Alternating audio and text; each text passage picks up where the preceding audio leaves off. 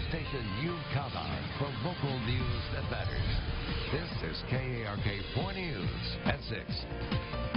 The attorney of Martial Arts School and Child Care Center defending his client and dismissing child abuse allegations. Thank you for joining us tonight at 6 o'clock, everyone. I'm Bob Clausen. And I'm Ashley Katz. KARK 4's Leah Uko breaks down the response to this lawsuit. Leah, attorneys for the daycare say a lot has been left out here. Yeah, that's what he's saying, attorney Jason Stewart. He isn't denying paddling was once used as a form of punishment at the center, which is also a child care facility. But he is stressing it's not against the law to use corporal punishment in the state of Arkansas on kids, only against DHS code. And once the center was aware of this, it stopped spanking immediately. Stewart also says that one mother's claim she never knew her son was spanked is a lie and that he has text messages to prove it. And then follows it only 2 to 3 spoonful. I like that. Attorney Jason Stewart says a mother suing his client, Richard Anderson, for child abuse, knew that spoonfuls of ice cream and cake was code for paddling. Stewart says she agreed to it. This isn't some, Roman Colosseum of beating and, sadistic, whatever words he's using. He's referring to attorney Hal Cook, who represents Carrie Campbell, a mother who filed a lawsuit against a former volunteer at Anderson Taekwondo Center in Little Rock, who was recently arrested for paddling Campbell's son. The lawsuit includes a text message between Anderson and Campbell. Now, Campbell's attorney says Anderson tried to cover up the alleged paddling, but the full text message isn't included in the lawsuit. The lawsuit quotes a text from Anderson saying, "I wish he had not done that." But according to Stewart, it leaves out, "But whatever you choose to do, I think the world of you and your husband." He follows it with, "You may never speak to us again or me, your choice. But I did let Mr. Sykes go this morning." Stewart says old text messages between Campbell and Anderson contradict the lawsuit's claims. This is in no means against you or the school. This is against him as an individual. Stewart says he's prepared to discredit all claims in court, starting with Campbell's lawsuit against his client. And if she perjures herself, I have plenty of witnesses that will line up and say, yes, that conversation was had with her. And I've spoken with Campbell's attorney tonight as well, Hal Cook. He says his client is going through her text messages and is disputing attorney Stewart's claims.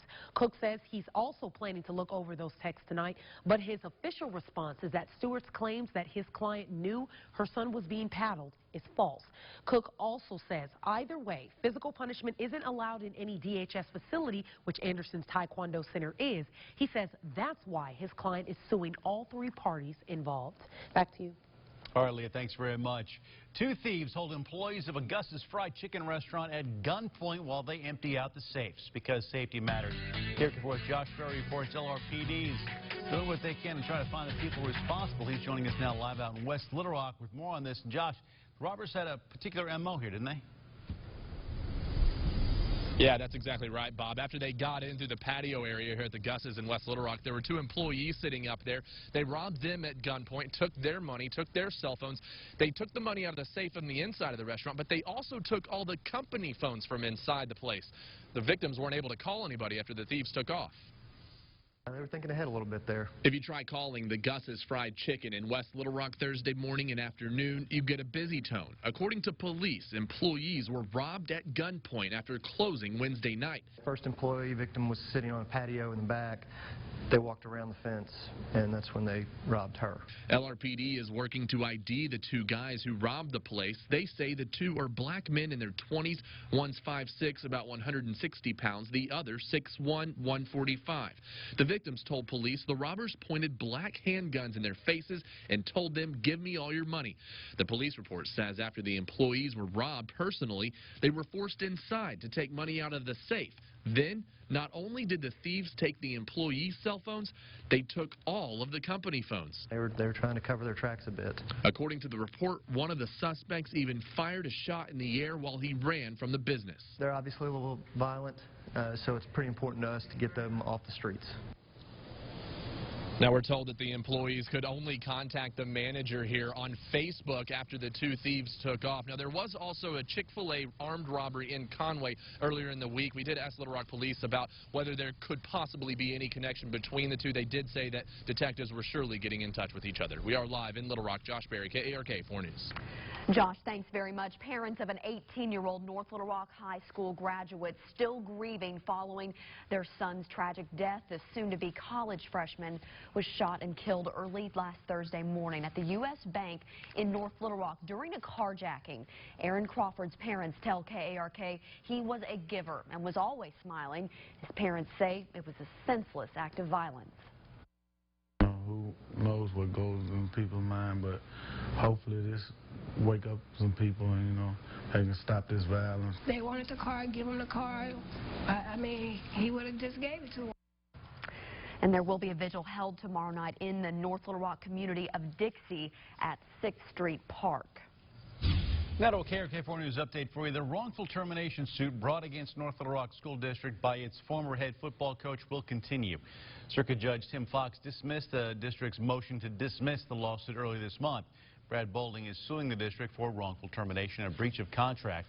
He has accused the district of self-reporting infractions to the Arkansas Athletics Association in order to build the case to fire him.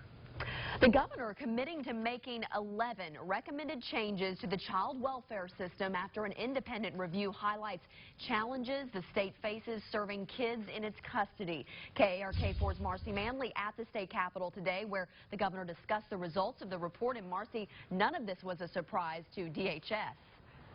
No, that's right, Ashley. According to them, it's something that they've known for quite a while, that too few staff are handling too many cases. And as more kids come into foster care, the system's falling short on beds to place them in.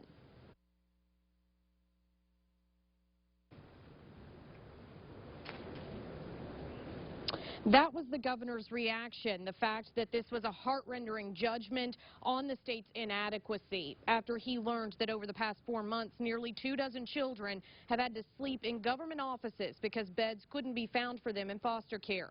A shortage of foster families, one of the main obstacles in the child welfare system, along with overburdened caseworkers. We do our responsibility and do it well for the children. We want it to be the right experience for them, and it gives them a legitimate second chance. Governor Asa Hutchinson committing to making policy changes throughout the system, and he plans to work with legislators to appropriate millions of dollars to hire hundreds of additional staff over the next 3 years to ease the workload pressure. At this point, there are more kids coming into the foster care system than are actually going out, with 4,500 kids in foster care and just 2,800 beds available to them. DCFS is also working on recruiting foster families and making it easier for relatives to serve as foster families for some of these kids. Live in Little Rock, I'm Marcy Manley. Back to you. We are your local election headquarters, and Hillary Clinton, Donald Trump, they are some of the most well-known names in their political parties, and this weekend both will be in the natural state. That's right. Trump will be the keynote speaker at the Reagan Rockefeller dinner tomorrow night. That event will be held